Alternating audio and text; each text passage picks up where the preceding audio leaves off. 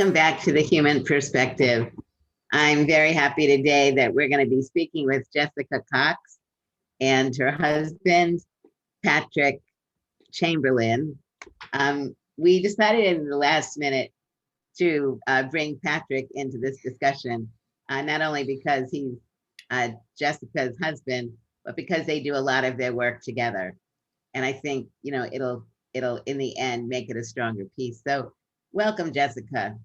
I met Jessica in, 2012 or 2013 when I was working at the Department of State.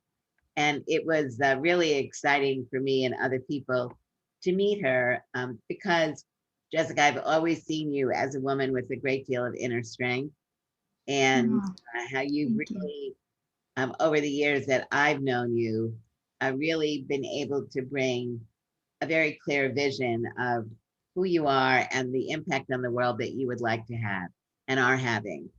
So if we could start off a little bit with talking to us. You were born without arms. And what was that like for your family? Well, I know it's kind of hard to see there on the other side of the camera that I don't have arms because I'm wearing a darker top, but it is very obvious because I don't have arms at the shoulders. And for my parents, initially, it was a very difficult thing for them to understand. My mom was the type of mom who was very protective during pregnancy. She didn't even take an aspirin. So the fact that in utero is when the lack of arms uh, essentially didn't develop. The lack of arms happened. And so when I was born, it was a shock to both my parents as well as the doctors, everyone in the operating room during the C-section. And it was very hard, specifically for my mom. She went through a period of depression because she felt this sense of guilt of, what did I do wrong in my pregnancy to have a child with a disability as this. And so for her, she couldn't foresee what kind of life would be in store for someone without both their arms. Jessica, And I think where was your mother from? since my mother was from the Philippines, I think it hit her even harder because coming from a developing country where when you are born with a disability, it's even more difficult to have a normal life. And many times she had experienced in her profession as a nurse mothers who abandoned their children when they were born with a disability. So she was able to see that in her nursing career. And coming from that background in the Philippines, it hit her a little harder than it did my father. And so what were some of the barriers that your parents uh, were addressing as you were growing up? There were just countless barriers that my mom had to undertake, and she became the advocate for me before I had a voice. And I think she took it upon herself fully to take on the responsibility of going above and beyond for one schooling. We were from a small town and there wasn't a private school. So she had to be an advocate for me in the public school system. She had to advocate for me when it came to wanting me to be more confident. So she put me in a lot of different activities to make Like sure that I what? was confident. Like what? Like she had me in dance classes at 6. I was in gymnastics at 3. I did Taekwondo when I was 10. I had swim lessons every summer. I think this was all in an effort to help build my confidence and really help me develop into a strong woman. So now you were born in Arizona, right? Yes. Yeah. So maybe you could talk a little bit about what it was like as a disabled young child doing all these activities. Did you feel comfortable right away? Were you accepted by people you were with, by the instructors, so on?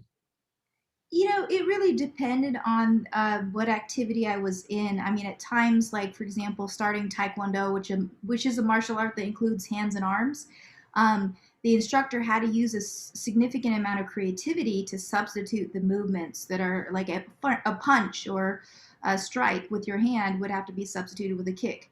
And then other things like tap dancing was a perfect fit for me because I had feet and I had legs, and expressing myself through the tap shoes was a lot easier. But I think I was so fortunate to have a community of supporters. I cannot recall a time when someone said to me, you don't have arms, you can't do that. Sure, I heard that from outsiders off and on, but never really in an activity that I wanted to pursue. So with your family and with the local community, and your mother's advocacy and your father's, I guess it also built an inner strength within you. It definitely does. Parents establish that foundation, and Patrick has seen my parents and how we have a really strong bond. And my father has always been the type to say that he's never once shed a tear about my birth condition. So he never saw me as a victim. And because of that, I really didn't grow up with that same victim mentality. And I think that strength is kind of what helped develop that inner strength that came as I matured. Can you remember one of the first times that you felt discriminated against, or where people were talking about you in a different way, that was different in a negative way? Oh, I knew from the onset, from the very beginning, that the social expectation of what's normal, that I didn't fit that.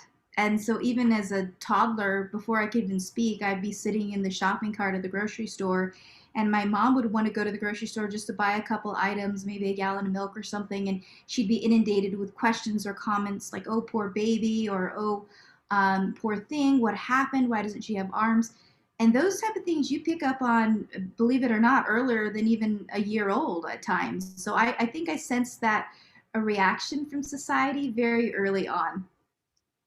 And how does that affect you today, over the course of your life? Have there been periods where those kinds of responses have been more painful than others? It affects me every single day, I think, growing up, and especially when I was younger, because you feel as a child more powerless. So for me, it felt very almost like a challenge. Like the moment that someone said, "Oh, you can't do it. You don't have arms," it gave me more reason to do it. Um, and fortunately, it turned out that way, that it kind of propelled me forward to wanting to do something, and at times even prove other people wrong, whether that was not for authentic reasons or not. But I wanted to say, hey, I can do it. And so the moment someone said, you can't do it, you don't have arms, it just made me want to go out and do it. I totally get it. Um, um, when did you meet another person who had no arms? And the first time I met someone without arms, I was already a teenager in my late teen years, and it was life changing. It really was, to be able to meet someone who I could finally say, finally, someone understands what it's like. And that was almost like a reassuring moment of, if this woman could do all that I saw her do, which was have a family and raise two boys, that I could do anything. And that encouragement was unforgettable. Do you today reach out, and do other people reach out to you who also don't have arms? Yes, actually, I and Patrick and I started a foundation called Right Footed Foundation International, and it was inspired by the outreach of the community of people without arms. Last month alone, we met with two young children. We had the opportunity to go to their school, to one of the young girls, her school, and speak to the whole school. And then the other group, and that was, of course, we had to do that in a very creative way to make sure that the gathering was had COVID guidelines. We had to be spaced out, and we delivered a speech to them. And also for another young boy who was born without arms, he has this fascination with flying, and we met up with him just to give him a little encouragement. So it is almost like giving us this new platform to create a foundation around the community of people born without arms.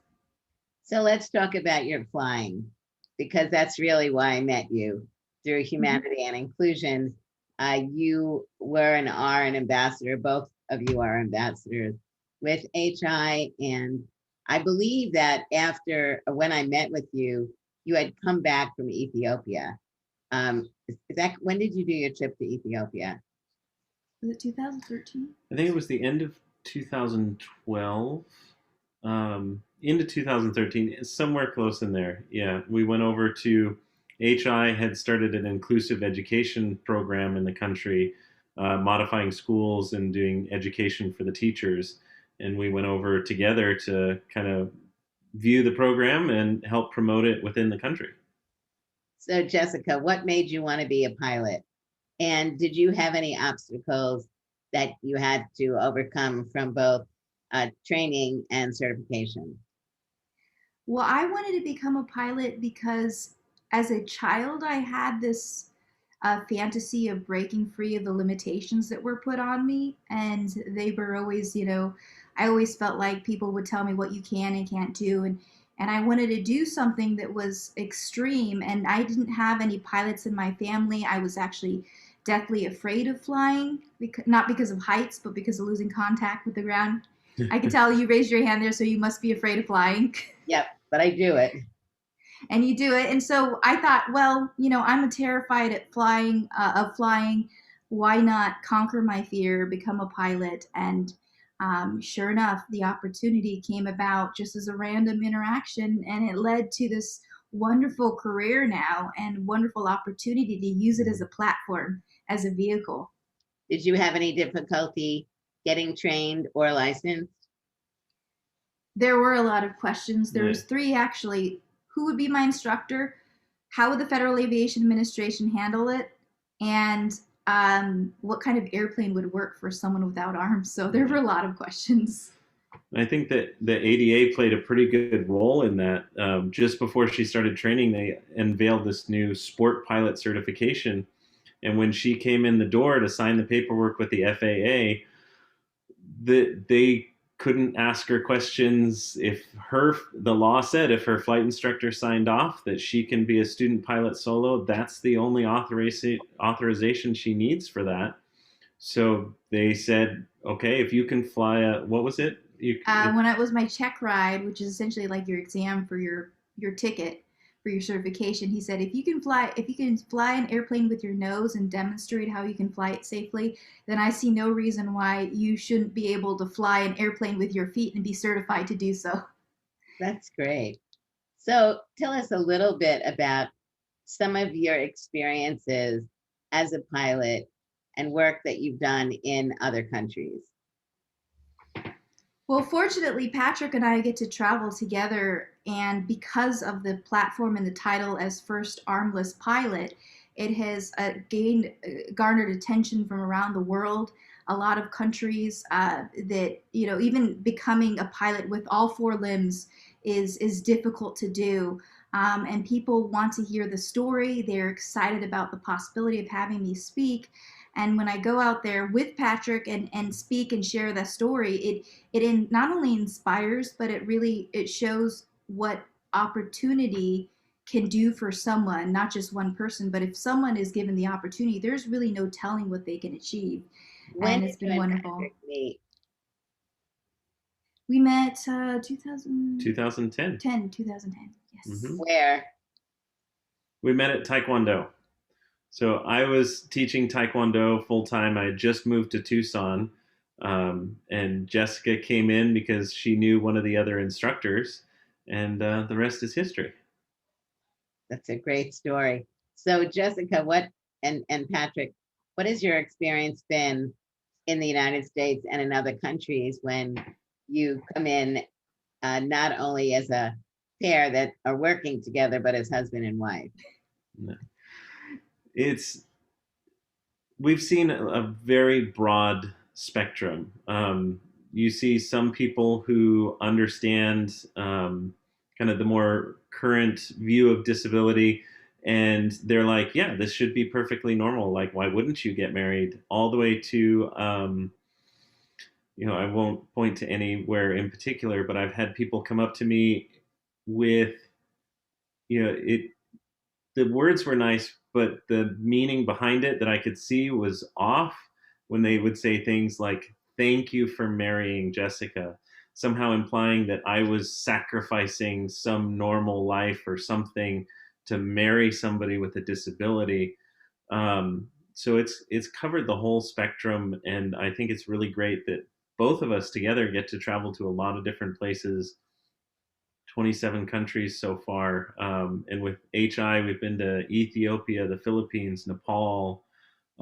Maybe soon we'll be going to some other countries to help kind of spread that some more. Jessica, what's your experience been when you are meeting younger and regular age people without arms? Oh, it's always incredible to connect with someone in another country who, I'll take, for example, a story in Ethiopia, or not Ethiopia, in Nepal recently. And that was the most recent trip with Humanity and Inclusion. And when we went there on that trip, I wasn't expecting to meet another woman without arms. And it was the whole trip was all about inclusive employment and how to bring awareness to that for people with disabilities. And there she was, and she was born without arms and working and had a husband. And I don't believe she had children yet, but meeting her was incredible to see through her eyes what it's like to be born in, for example, Nepal without arms. And to hear her story was incredible. We had this immediate bond when we met, like sisters who had never met before. And just having that commonality of not having arms was just this unique connection we had. And we just were inseparable during the time that we were there together. And it was just like, it kind of gives me goosebumps now remembering back to it because it was so special to connect with someone thousands and thousands of miles away, but because we had that common ground we could share our experiences, and it was so special. So, do you experience ableism today? And what do you tell other people who have disabilities about how to address that? I love that question, and Patrick can probably even share Yeah. some on that as So, well because yeah, about 2 years ago, a gentleman donated an airplane to Jessica. It's the kind that she can fly, so now we have one that we can take across the country. But we had to get insurance for it. And again, I don't want to point at anyone in particular, but one insurance company was really, really hesitant to issue the insurance. However, they're a sizable company, and we are connected to them roundabout ways, and we're trying to work our way into the doors and get into the company and discuss what happened and work on it. We've also had problems at theme parks. Jessica grew up going to theme parks and riding all the roller coasters, but in 2012, as the result of a tragic accident that shouldn't have happened in the first place, restrictions have been added that basically kicked Jessica off of almost every ride except at Disney. Um, and so that's another project that we're trying to work on. We've tried to talk with some of those companies as well to kind of shift that mindset that just because she doesn't have arms doesn't mean she can't ride a roller coaster. Mm-hmm. And I think of ableism on the everyday, in the perspective of everyday occurrences where people will say condescending remarks that really do kind of bother you in a way that, for me, I've had to learn how to say things in response to them. And I'm sure anyone with a disability can say the same, is that those type of condescending remarks can be oftentimes taken obviously it's very negative, and the connotation behind it is negative. So we have to advocate in that sense so that people understand that, our everyday, like for me, someone will say at the grocery store, "Oh, you are so brave." And a comment like that, why am I brave for buying a whole bunch of like ice cream right now? That should be considered normal and the baseline for everybody. But because I'm doing it with my feet and without arms, it's all of a sudden brave. And so I have to, at that time, make sure that I let him know, oh, I'm not brave for getting ice cream today. It's actually probably not the best thing to buy right now. I was thinking the same thing. Yeah. So last summer, we celebrated the 30th anniversary of the ADA, and you had your plane brought to the DC area, and you flew with Senator Harkin. Why did you want to do that, and what was it like? Flying with Senator Harkin was something that was, we planted the seed for that probably back when we were helping to, with the International Disability Treaty. And we were going through the halls of Congress and through the Senate to talk to senators about the importance of the International Disability Treaty. And that's when I met Senator Harkin for the first time when he was, before he retired. And I said, "Oh, I didn't know you were a pilot." And then we talked pilot chat. And then I said, "Would you like to go flying sometime?" And then 5 years later, we thought, here it is, a celebration of the American. 8 years later. Sorry, 8 years later. It's been a while. The ADA, the 30th anniversary of the ADA, provided an opportunity to fly this little airplane across the country, 60 hours of flight time total, to be able to have it in Frederick, Maryland, so that I could fly Senator Harkin on an amazing flight to celebrate the 30 years of his commitment to people with disabilities in his career. Well, I'd like to thank both of you so much for sharing your time with us today. And we will put up a link that you can look at to see more information about Jessica and work that she and Patrick are doing. And we look forward to staying in touch with both of you. And thank you so very much for all the work that you do. Have a really nice day. Thank you, Judy. Thank you so much. Thank you. That history won't forget us or try to minimize our pain. And so why